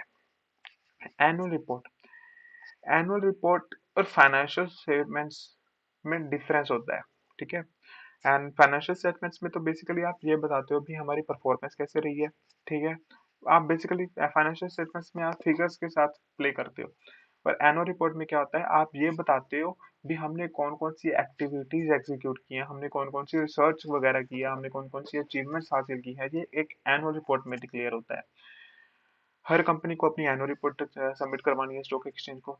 ठीक है, और the listed entity shall submit the annual report along with the notice of the annual general meeting to the stock exchange. Actually में क्या है, हम इसको नीचे से पढ़ते हैं, ये थर्ड थर्ड 3 पॉइंट है, हालांकि इस ये पहले आना चाहिए था, ये सेकंड नंबर पर आना चाहिए था, ये थर्ड नंबर पर आना चाहिए, सेकंड वाला तो सेकंड पे ही है। ठीक है, तो ये नीचे आना चाहिए था, ये यहाँ पे आना चाहिए था, इसलिए मैं यहाँ से स्टार्ट कर रहा हूँ यहाँ समझाना आपको। ठीक है, रेगुलेशन नंबर 36 ये बोलती है annual reports to the security holders. आपको एक एनुअल रिपोर्ट देनी पड़ेगी सिक्योरिटी होल्डर्स को। सिक्योरिटी होल्डर्स कौन से हो गए, हमारे इन्वेस्टर्स। एक एनुअल रिपोर्ट देनी पड़ेगी। जब आप सबसे पहले आपको पता होगा इनको एक नोटिस आता है जनरल मीटिंग का भी इस दिन जनरल मीटिंग होएगी। ठीक है, और उसके साथ नोटिस के साथ एक एनुअल रिपोर्ट जाएगी। एनुअल रिपोर्ट में यही बताया होगा जो मैंने आपको बताया अभी, ये हमने क्या क्या एक्टिविटीज वो की हैं, आने वाले टाइम में हम क्या क्या करेंगे, इस ईयर हम क्या क्या हमारा बजट वगैरह, ये वो सारा एनुअल रिपोर्ट में होता है। ठीक है, annual report basically annual report कम इस चीज पर कम वो होती है, बेस्ड होती है भी हमने पिछले साल क्या किया, इस चीज पर ज्यादा बेस्ड होती है भी हम आने वाले साल में क्या करेंगे। तो इन्वेस्टर्स को एक ओवरव्यू सा रहता है भी आने वाले टाइम में एंटिटी क्या करने वाली है। The listed entity shall sign annual report to the holders of the securities, ये मैंने आपको बात बताई है। ठीक है, not less than 21 days before the annual general meeting. जब आपको पता होगा नोटिस जाता है 21 डेज पहले जाता है। ठीक है, हालांकि शॉर्ट नोटिस की प्रोविजन भी होती है, पर इस केस में ये इन्होंने यही लिखा है भी कम से कम 21 दिन पहले, जब एनुअल जनरल मीटिंग होने वाली है उसके 21 दिन पहले इनको एक एनुअल एनुअल रिपोर्ट जाती है, और नोटिस और एनुअल रिपोर्ट दोनों इकट्ठी जाती हैं, साथ में जाती हैं। ठीक है, नेक्स्ट क्या आ गया हमारे पास, changes to annual report. Changes, अगर कोई भी एनुअल रिपोर्ट में चेंजेस हैं, ठीक है, in case any changes to the annual report the revised copy along with the details of an explanation for the changes shall be sent within 48 hours after the annual general meeting। अभी for example annual report में इन्होंने एक वो डाल रखा था भी आने वाले टाइम में हम इस साल में ये करेंगे। ठीक है, हालांकि आपको ये सबसे पहले मैं बात ये बता दूं, एनुअल जनरल मीटिंग का जो नोटिस होता है ना, वो जाता है सभी इन्वेस्टर्स को। अगर आपके 2 लाख इन्वेस्टर्स हैं तो 2 लाख के 2 लाख के हो जाएगा, अगर आपके 10 लाख हैं तो 10 लाख के 10 लाख हो जाएगा। पर जो जनरल मीटिंग होती है, जनरल मीटिंग में 10 लाख बंदा नहीं आता। द एनुअल जनरल मीटिंग में हद से 200 बंदे, 300, 400, 150, 100, कई बार तो 50 ही रह जाते हैं, कई बार तो 32 रह जाते हैं। और कोरम आपको पता है। ठीक है, हाईएस्ट कितनी होती है कोरम हमारी, 30 की होती है। ठीक है, सबसे एंड वाले केस में 30 की होती है, और कम वाले में तो 5 की भी होती है मिनिमम कोरम। और जो सबसे हाईएस्ट होती है वो 30 की होती है कोरम। ठीक है, और कई बार तो 31% ही होते हैं, तो मतलब कई बार एक केस तो मैंने ऐसा देखा भी 30% ही कोरम में आए, मतलब एनुअल जनरल मीटिंग में आए थे, तो कोरम बस फुलफिल उतने पे ही फुलफिल हो रही थी, मार्जिनल बेसिस पे लगा लो। ठीक है, उतने पे ही फुलफिल हो रही थी वो। तो अभी ये समझना पड़ेगा आपको, अभी इन्वेस्टर्स क्या है डिसीजन लेंगे एनुअल रिपोर्ट के बेसिस पे। वो जो एनुअल जनरल मीटिंग में जो बंदे गए हैं उनको फॉर एग्जांपल ये सही नहीं लग रहा भी, ये जो एनुअल रिपोर्ट में ये इन्होंने डाला है कि आने वाले साल में हम ये करेंगे, तो होल्ड सिक्योरिटी होल्डर्स जो एनुअल जनरल मीटिंग में प्रेजेंट है उनको ये नहीं लग रहा भी, ये सही नहीं लग रहा। ठीक है, तो वो क्या कहेंगे भी इसमें हम चेंजेस कर रहे हैं। ठीक है, आने वाले टाइम पे आप ये नहीं करोगे, आप ये करोगे, वो ये वो। ठीक है, तो जो पर्सन वहां पे नहीं आए उनको क्या पता भी क्या उन्होंने डिसीजन लिया जो कोरम में एनुअल जनरल मीटिंग में गए हैं लोग, ठीक है। तो इसके लिए उन्होंने 48 आवर्स के अंदर अंदर, जो भी एनुअल जनरल मीटिंग के 48 आवर्स के अंदर अंदर सबमिट करना है स्टॉक एक्सचेंज को कोई भी चेंज आया है, तो जिससे कि जो ये दूसरे जो इन्वेस्टर्स हैं जो डिसीजन लेने वाले हैं वो अपने डिसीजन को एक बार क्या करें, रिव्यू कर लें, ठीक है। नेक्स्ट क्या है हमारे पास एनुअल रिपोर्ट का, ये जो थर्ड पॉइंट पे है, थर्ड नंबर पे आएगा, ये the listed entity shall submit annual report with the notice of the annual general meeting to the stock exchange. Stock exchange वो भी एक एनुअल रिपोर्ट भेजी जाएगी, ठीक है। कब भेजी जाएगी, not later than the day of dispatch, ठीक है। जब सिक्योरिटी होल्डर्स को भेजी गई है तब उसके साथ ही स्टॉक एक्सचेंज को भी भेज दी जाएगी ये, ठीक है। Among it's otherwise the annual report shell also consist of the following. Annual report में क्या क्या होगा, ऑडिटेड फाइनेंशियल स्टेटमेंट्स, मतलब एनुअल रिपोर्ट में सभी कुछ इंक्लूडेड होगा। और भी ये हमने सारी चीजें पढ़ ली, इसका एक बार पढ़ लेना। और एक नेक्स्ट और क्या है, बिजनेस रिस्पॉन्सिबल, और एनुअल रिपोर्ट में ये भी लिखे, बिजनेस रिस्पॉन्सिबिलिटी रिपोर्ट रिपोर्ट भी होती है। बिजनेस रिस्पॉन्सिबिलिटी रिपोर्ट का मतलब क्या होता है भी, ये ये ये टास्क को हैंडल करने के लिए ये पर्सन रिस्पॉन्सिबल है, और कंपनी ने जो भी इनके कंपनी के पास कंपनी ने सारी रिक्वायरमेंट्स को फुलफिल किया है तो एक चेकलिस्ट बनी होती है, उसको भरना होता है, कंपनी ने उसको सबमिट करवाते हैं। जैसे मैं आपको रिलायंस की दिखा देता हूँ, ये रिलायंस की एक बिजनेस रिस्पॉन्सिबिलिटी रिपोर्ट है, आप ये देख सकते हो। Details of the director responsible for the implementation of the BR policies, ठीक है। बीआर की पॉलिसीज, बिजनेस रिस्पॉन्सिबिलिटी की पॉलिसीज को कौन हैंडल कर रहा है। और इसमें ये लिखा हुआ है, does the company have in structure to implement its policies. Company के पास एक प्रॉपर स्ट्रक्चर है, मतलब ये क्या है, एक तरीके से सिक्योरिटी होल्डर्स को ये पता चल जाता है भी, हाँ भी यहाँ पे कंपनी में जो भी हो रहा है वो सारा फॉर्म सब सही तरीके से हो रहा है या नहीं हो रहा। Has the policy been approved by the board, कोई भी पॉलिसी है वो बोर्ड के द्वारा अप्रूव्ड है या नहीं है, ठीक है। तो ये सारी चीजों को फुलफिल करके ये सिक्योरिटी होल्डर्स और स्टॉक एक्सचेंज दोनों के पास आती है। ये किन किन को फुलफिल करना है, by the top 1000 listed entities, market capitalisation के बेसिस पर जो टॉप 1000 लिस्टेड एंटिटीज हैं। अभी इसका मतलब आप कहोगे ये क्या मतलब बोला भाई, मार्केट कैपिटल का मतलब समझते हो आप, जितनी इनकी सिक्योरिटीज हैं into market price, present market price, ठीक है। जैसे फॉर एग्जांपल कंपनी के ने 10 सिक्योरिटीज इशू की हैं, ठीक है, 10 शेयर इशू किए हैं और एक का प्राइस 100 रुपये है, तो 100 × 10 कितना हो गया, 1000 रुपये इनके मार्केट कैपिटलाइजेशन होगी। हालांकि इतनी कम नहीं होती, बिलियंस में होती है, मिलियंस में होती है, बिलियंस में होती है, तो इतनी होती है। तो जो टॉप 1000 कंपनीज हैं मार्केट कैपिटलाइजेशन के बेसिस पर, जिनकी सबसे ज्यादा है टॉप 1000 की, तो उनको ये बीआरआर फुलफिल करनी है, ठीक है। और बाकी मैंने जो बताया आपको एनुअल रिपोर्ट में, वो होगा आने वाले टाइम के हमारे क्या प्लान है वो वगैरह वगैरह, ठीक है, वो सारी चीजें होती हैं। नेक्स्ट क्या है, event based compliances. Event based compliances, event का मतलब कोई भी कुछ भी होना, मतलब इवेंट का मतलब कोई भी ट्रांजेक्शन होनी, ठीक है, कोई अकरिंग होनी, उसको कहते हैं इवेंट। अगर कोई ऐसा इवेंट हो रहा है, ठीक है, जो यहाँ पर लिखे हुए हैं, तो आपको कुछ कंप्लायंसेस करने पड़ेंगे, वो इवेंट बेस्ड कंप्लायंसेस होते हैं, ठीक है। जैसे कि अगर आपने शेयर ट्रांसफर एजेंट अपॉइंट किया है कोई, ठीक है, तो आपको 7 डेज के अंदर अंदर स्टॉक एक्सचेंज को बताना पड़ेगा। तो मतलब इवेंट हुआ ना ये एक, भी आपने stock exchange transfer share transfer agent को अपॉइंट किया, ये एक इवेंट हुआ। इसका इसके रिगार्डिंग कंप्लायंस कौन सा होगा, ये आपने स्टॉक एक्सचेंज को इसके बारे में बताना पड़ेगा with in the 7 days of the agreement with RTA. RTA क्या होता है, register and the transfer agent. हमने जो स्टार्टिंग में पढ़ा था भी, आप बाहर से किसी एजेंसी को हायर कर सकते हो, तो उस केस में अगर आप किसी बाहर से एजेंसी को हायर कर रहे हो तो उसके अंदर आप 7 डेज के अंदर अंदर आपको बताना पड़ेगा स्टॉक एक्सचेंज को। नेक्स्ट है regulation number 28, in principle approval. In principle approval हमने इंट्रोडक्शन के बारे में पढ़ी थी। In principle approval the listed entity shall obtain in principle approval from the recognised stock exchange prior to the issuance of the security. कोई भी securities issue करने से पहले उनको इन प्रिंसिपल अप्रूवल लेनी पड़ेगी। स्टॉक एक्सचेंज अगर उनको अप्रूव करता है तो ही वो कर सकते हैं, ठीक है, इशू कर सकते हैं। इसकी हमने एक वो पढ़ी थी, एक्सेप्शन पढ़ी थी इस रूल की, इस रेगुलेशन की, याद है आपको। वो ये थी भी, अगर स्कीम ऑफ अरेंजमेंट के तहत कोई स्टॉक एक्सचेंज, अगर स्टॉक एक्सचेंज ने उनको नो ऑब्जेक्शन सर्टिफिकेट दे रखा है, नो ऑब्जेक्शन लेटर दे रखा है, ठीक है, तो उस केस में आपको स्टॉक एक्सचेंज के इन प्रिंसिपल अप्रूवल लेने की जरूरत नहीं है, क्योंकि इन नो ऑब्जेक्शन लेटर एक तरीके की अप्रूवल ही है ऐसी चीजों के लिए, ठीक है। नेक्स्ट क्या है, इंटीमेशन। अभी कई तरीके की इंटीमेशन होंगी, ठीक है। अगर prior prior intimation of the board meeting for the financial results, कोई भी फाइनेंशियल रिजल्ट्स से पहले मतलब बोर्ड बोर्ड में वो होते हैं, डिस्कस किए जाते हैं, ठीक है। उसकी प्रायर इंटीमेशन देनी पड़ेगी, बोर्ड बोर्ड मीटिंग की प्रायर इंटीमेशन देनी पड़ेगी, जो जिसमें वो फाइनेंशियल रिजल्ट्स डिक्लेयर किए जाएंगे। ठीक है, अ, उसमें डिस्कस किए जाएंगे at least 5 clear days in advance, 5 दिन पहले। 5 days clear, 5 clear days, clear days का मतलब जिस दिन आपने उनको स्टॉक एक्सचेंज को इंटीमेशन दी और जिस दिन बोर्ड मीटिंग है, ये दोनों दिन एक्सक्लूड करके जो बीच के 5 दिन हो गए, वो 5 दिन कम से कम होने चाहिए उसके अंदर। नेक्स्ट क्या है, intimation, prior intimation of the board meeting for the buyback. अगर कोई बोर्ड मीटिंग हो रही है बायबैक को डिस्कस करने के लिए, ये फंड रेजिंग वगैरह, ये सारी चीज़ों के लिए, तो उसके लिए कम से कम 2 वर्किंग डेज इन एडवांस में आपको इंटीमेशन देनी पड़ेगी भी, ये हम डिस्कस करने वाले हैं, और स्टॉक एक्सचेंज को बताना पड़ेगा। थर्ड एक और होता है इंटीमेशन।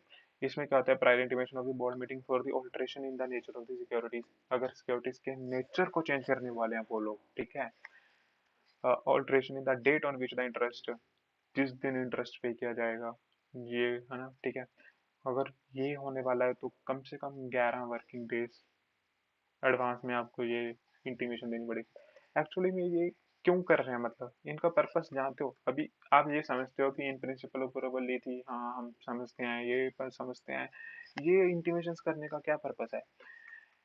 एक्चुअली में क्या होता है ना, भी एक तो फॉर एग्जांपल बोर्ड मीटिंग का एकदम से आपके पास डिसीजन आ जाएगी, हाँ जी बोर्ड मीटिंग, आज बोर्ड मीटिंग हुई थी और इसमें ये डिक्लेयर कर दिया गया है भी, अ, इसमें ये डिक्लेयर कर दिया गया है भी, आपने जो बायबैक ले रहे हैं हम, ठीक है, मे बी ये बायबैक के लिए हो सकता है, या फिर हम नेचर, सिक्योरिटीज का नेचर चेंज कर रहे हैं हम, ठीक है, प्रेफरेंस वालों को हम वो इक्विटी कर रहे हैं, प्रेफरेंस को इक्विटी कर रहे हैं, ये वो है ना, ठीक है, कोई भी इंटीमेशन इसके आपके पास एकदम से डिसीजन आ जाए तो आपके पास तो टाइम ही नहीं है उस चीज को मतलब वो करने के लिए, और आप उस कंपनी को रोक भी नहीं सकते, क्यों इतने टाइम में, क्योंकि वो बोर्ड मीटिंग ऑलरेडी हो चुकी है उसके करके। तो इसलिए 11 वर्किंग डेज, इसका मतलब ये है भी आप सिक्योरिटी होल्डर्स अगर इस चीज से सहमत नहीं है कि ये डिस्कस होने वाला है, तो वो रोक सकते हैं पहले बोर्ड को, ठीक है। उनके लिए एक प्रॉपर एक सोल्यूशन होता है, मतलब वो बोर्ड मीटिंग को रोक भी सकते हैं और ये कह सकते हैं भी ये नहीं डिस्कस किया जाएगा, या फिर ये ऐसे नहीं, मतलब ये इसको ऐसे करना है, ठीक है, जो तो मतलब आप सिक्योरिटी होल्डर्स के लिए टाइम रहता है, मतलब 11 वर्किंग डेज के लिए टाइम रहेगा भी, आप इस केस में या तो बोर्ड को रोक दो भी, या आप ये डिसीजन नहीं ले सकते जो भी है, क्योंकि ऑब्वियसली कंपनी तो सिक्योरिटी होल्डर्स की है, ठीक है। तो उनके उनको इसलिए टाइम दिया गया है सिक्योरिटी होल्डर्स को। डिस्क्लोजर ऑफ द इवेंट्स, ये यहाँ पे ये पहले पॉइंट, ये पहले भी होता था ये पॉइंट, ठीक है, पर अभी इसमें कुछ मॉडिफिकेशन कर दी। यहाँ पे इन्होंने ऐसे लिखा है, disclosure of all the events as specified in part A of the schedule 3। इसका अभी पहले यहाँ पर ये सिंपल सी ये बात लिखी होती थी यूपीएसआई की, unpublished price sensitive information. Price sensitive information है ना जो भी, वो उनको स्टॉक एक्सचेंज को बतानी पड़ेगी 24 आवर्स के अंदर अंदर। प्राइस सेंसिटिव इन्फॉर्मेशन कौन सी होती है भी, जिससे कि आप शेयर का प्राइस इन्फ्लुएंस हो सकता है, कम या हो सकता है, ज्यादा हो सकता है, जो कि प्राइस को इफेक्ट कर सकता है। कोई ऐसी इन्फॉर्मेशन, मे बी कंपनी नया नया सेगमेंट लेके आ रही है, कुछ भी ऐसा, तो कोई भी ऐसा डिसीजन होता है तो वो उनको स्टॉक एक्सचेंज को बताना पड़ेगा 24 आवर्स के अंदर अंदर, ठीक है। ठीक है, नेक्स्ट क्या है हमारे पास, holding of the specified securities. Holding of the specified securities, ये क्या है, शेयर होल्डिंग पैटर्न। ये हमने उसमें भी पढ़ा था, क्वार्टरली कंप्लायंस में भी पढ़ा था, क्वार्टरली भी जाएगा। और ये उस केस में है, अगर आप कोई सिक्योरिटीज को लिस्ट करवाते हो या फिर कैपिटल रिस्ट्रक्चरिंग, जो क्वार्टरली में पढ़ा था उस केस में तो आप ऑलरेडी लिस्टेड हो। इसमें इन दोनों केसेस में क्या है, इसमें क्या है, लिस्टेड, अगर आप लिस्ट होने जा रहे हो तो आपको लिस्टिंग के एक दिन पहले बताना पड़ेगा स्टॉक एक्सचेंज को भी, हमारे इतने परसेंट शेयर हैं जो वो इंस्टीट्यूशंस के पास, प्रमोटर्स के पास हैं, ठीक है, इंस्टीट्यूशंस के पास इतने शेयर्स हैं, तो ये वो, ठीक है, ये प्राइवेट प्लेयर्स के पास इतने शेयर्स हैं हमारे, ठीक है। तो ये इनको एक प्रॉपरली बताना पड़ेगा एक दिन पहले। और ये कैपिटल रिस्ट्रक्चरिंग का मतलब क्या आता है, कैपिटल रिस्ट्रक्चरिंग जो कंपनी के अंदर की रिस्ट्रक्चरिंग होती है, अभी जैसे क्रेडिटर्स को शेयर्स इशू किए जा रहे हैं, जो भी मतलब ऐसा ही कुछ होता है कैपिटल रिस्ट्रक्चरिंग में, ठीक है, या फिर मर्जर्स हो गए, तो उस केस में अगर आप, तो उसका with in 10 days of any capital restructuring के विद इन टेन डेज, ठीक है, उसके 10 डेज के अंदर अंदर आपको बताना पड़ेगा, ठीक है, शेयर होल्डिंग पैटर्न का। नेक्स्ट ये क्या है, exceeding 2% of the total paid up share capital. अगर कैपिटल से रिस्ट्रक्चरिंग हो रही है एक्सीडिंग 2%, मतलब कि जिससे कि 2% से ज्यादा total paid up share capital पे जो इन्फ्लुएंस आ रहा है वो चेंज हो रहा है, तो उसके केस में आपको ये इंटीमेशन देनी पड़ेगी। नेक्स्ट आ रहा है disclosure of the material events that listed entity shall disclose to the stock exchange the deemed material events. कोई ऐसे डीम्ड मटेरियल इवेंट्स होते हैं, इनको पढ़ते हैं। Is that receipt of the request for the reclassification by the listed entity from the promoters minutes of the board meeting considering such request which would include the views of the board on the request। ये वही बात की गई है, ठीक है। Reclassification वगैरह के इन सारी चीजों का जो ये इतना वो आप अ, ये ज्यादा यूज में नहीं आएगा आपके प्रैक्टिकल में, पर आप ये इसको पढ़ लो, हाँ ठीक है। तो ये 24 आवर्स के अंदर अंदर आपको मटेरियल इवेंट्स हैं जो डिस्क्लोज करने पड़ेंगे। कोई भी आपको मटेरियल इवेंट होता है जैसे फॉर एग्जांपल जिससे कि ये प्राइस सेंसिटिव तो नहीं कह सकते हम, क्योंकि प्राइस सेंसिटिव हो भी सकता है नहीं भी हो सकता, ठीक है। मटेरियल इवेंट्स जिससे कि हाईली वो हो रहा है भी, कोई आपके साथ कंपनी के लिए इतना ज्यादा मटेरियल इवेंट है, वो उनको 24 आवर्स के अंदर अंदर बताना पड़ेगा, ठीक है। नेक्स्ट क्या है, scheme of arrangement. Scheme of arrangement हमने पढ़ी थी। स्कीम ऑफ अरेंजमेंट में भी क्रेडिटर्स को कम पैसे देंगे, उसको सिक्योरिटीज वगैरह दे देंगे, ठीक है। उसके लिए आपको पहले स्टॉक एक्सचेंज से अप्रूवल लेनी पड़ेगी। स्टॉक एक्सचेंज आपको नो ऑब्जेक्शन लेटर देगा, फिर वो नो ऑब्जेक्शन लेटर लेके आप कोर्ट में जा सकते हो, ठीक है। नेक्स्ट क्या है, इशू ऑफ द सर्टिफिकेट। अभी क्या आया, the listed entity shall issue certificate और द रिसीट और द एप्लीकेबल सर्टिफिकेट इशू की रहेगी, ठीक है। कोई आप अभी आपको पता होगा भी है, हालांकि डीमटेरियलाइजेशन का वो है, ठीक है, एरा है, पर अगर आप चाहते हो भी मेरे को शेयर सर्टिफिकेट ही चाहिए तो आप शेयर सर्टिफिकेट भी डिमांड कर सकते हो, तो उस केस में आपको शेयर सर्टिफिकेट इशू किया जाएगा। और अगर आपने रिन्यू करवाना है, उसको वैलिडिटी खत्म हो चुकी है तो उसको रिन्यू भी करवा सकते हो वगैरह वगैरह, ठीक है। विद इन 30 डेज आपकी कंप्लेंट के आपकी रिक्वेस्ट के 30 डेज के अंदर अंदर उनको सर्टिफिकेट इशू करना पड़ेगा। मतलब यहाँ पे इवेंट क्या हुआ भी, आपने रिक्वेस्ट डाली और उसका कंप्लायंस क्या हुआ भी, उन्होंने 30 डेज के अंदर अंदर आपको नया सर्टिफिकेट इशू कर दिया। Information relating to the loss of the securities. अगर किसी पर्सन ने उनको रिक्वेस्ट किया भी मेरे से शेयर सर्टिफिकेट खो गया है, तो उसकी इंफॉर्मेशन स्टॉक एक्सचेंज को भी देनी पड़ेगी, लिस्टेड एंटिटी को। जैसे मैं आपको दिखाता हूँ, ये रिलायंस का है, ठीक है। ये इनकी वो है, loss of information regarding the loss of the securities. ये वही इन्होंने इंफॉर्मेशन दिया स्टॉक एक्सचेंज, दोनों स्टॉक एक्सचेंज को दिया है, बीएसई और एनएसई को। इसमें इन्होंने बताया है भी इस पर्सन की रिक्वेस्ट है, ये इनके शेयर सर्टिफिकेट गुम हो चुके हैं, ठीक है। तो ये है, इनको बताना पड़ेगा स्टॉक एक्सचेंज को with in 2 days of getting information, 2 दिन के अंदर अंदर। एक सेकेंड। तो ये नेक्स्ट क्या है, register the transfer of the security. The listed entity shall register the transfer of securities in the name of the transferee and issue the certificates. तो यही है भी, अगर ट्रांसफर की रिक्वेस्ट चाहिए तो विद इन 15 डेज ऑफ वो उसको ट्रांसफर कर देंगे, ठीक है। The listed entity shall the listed entity shall proceed the transmission request for the securities held in the dematerialization mode in case of the securities held in the within 7 days। Transmission समझते हो, transfer तो वो होता है भी जो person कोई bill अपने खुद से रिक्वेस्ट से करवा रहा है। ट्रांसमिशन उस केस में होती है जब कोई पर्सन मर जाता है या फिर कोई और प्रॉब्लम होती है, ठीक है। तो उस केस में वो उसके लीगल हेयर के नाम पे उसको ट्रांसमिट कर दिया जाता है सिक्योरिटीज को। अगर वो सिक्योरिटीज डीमेटेरियलाइज्ड फॉर्म में है तो उनको 7 दिन के अंदर अंदर कर दिया जाएगा। अगर वो फिजिकल फॉर्म मोड में है तो उनको 21 डेज के अंदर अंदर ट्रांसमिट कर दिया जाएगा उनके लीगल हेयर को या फिर कोई भी नॉमिनी है, ठीक है। नेक्स्ट है हमारे पास रिकॉर्ड डेट और द बुक क्लोजर। अभी क्या होता है ना, कोई बाय बैक आ रहा है, कोई डिविडेंड आ रहा है, उसके लिए आपको पता है भी एक रिकॉर्ड डेट होती है। रिकॉर्ड डेट का मतलब होता है भी इस दिन तक, इस दिन जब इस दिन जो जिस भी पर्सन के पास वो इन्वेस्ट सिक्योरिटीज हैं, उनके पास ये राइट है डिविडेंड वगैरह लेने का, ठीक है। तो ये होता है उनकी, मतलब उनको पहले इंटीमेट करना होता है भी किस दिन हम ये काउंट करेंगे, किस दिन हम बुक्स को क्लोज करेंगे ट्रांसफर वाली को। मतलब कि इस दिन का जो वो होएगा ट्रांसफर, इस दिन तक की जो पर्सन होंगे, जो इन्वेस्टर होंगे इस दिन, वो फाइनल मान लिए जाएंगे। उसका मतलब ये होता है shall intimate the record date और date of the closure of the transfer books to all the stock exchange in case of the right issue. अगर राइट इशू आ रहा है उनका तो 3 वर्किंग डेज एडवांस में, ठीक है। अगर राइट इशू कोई अदर देन राइट इशू है तो 7 clear working days in advance, ठीक है। जैसे बाय बैक हो गया तो उस केस में रिकॉर्ड डेट बताई जाती है, या डिविडेंड हो गया उसके 7 दिन के अंदर, उसके 7 दिन के पहले बताया जाएगा। नेक्स्ट क्या है, डिविडेंड डिस्ट्रीब्यूशन पॉलिसी। अभी कंपनीज, कई बड़ी कंपनीज होती हैं, उनको डिविडेंड डिस्ट्रीब्यूशन पॉलिसी बनानी पड़ती है अपनी। डिविडेंड डिस्ट्रीब्यूशन पॉलिसी क्या कहती है, डिविडेंड डिस्ट्रीब्यूशन पॉलिसी की ये मतलब होता है भी हमारे पास कितने हम हम किस फ्रिक्वेंसी पर डिविडेंड पे करेंगे, कितना रेट पर डिविडेंड पे करेंगे, उनका एक ओवरव्यू सा मतलब उन्होंने बताया होता है, ठीक है। तो ये टॉप 500 लिस्टेड एंटिटीज को बेस्ड ऑन मार्केट कैपिटलाइजेशन के बेसिस पर जो टॉप 500 कंपनीज है उनको अपनी डिविडेंड डिस्ट्रीब्यूशन पॉलिसी शेयर करनी पड़ती है, ठीक है। To formulate a dividend policy which shall be disclosed in their annual reports and on their website, उनकी वेबसाइट पर भी होगी ये, और उनको अपने एनुअल रिपोर्ट में भी देनी पड़ेगी यार डिविडेंड डिस्ट्रीब्यूशन पॉलिसी।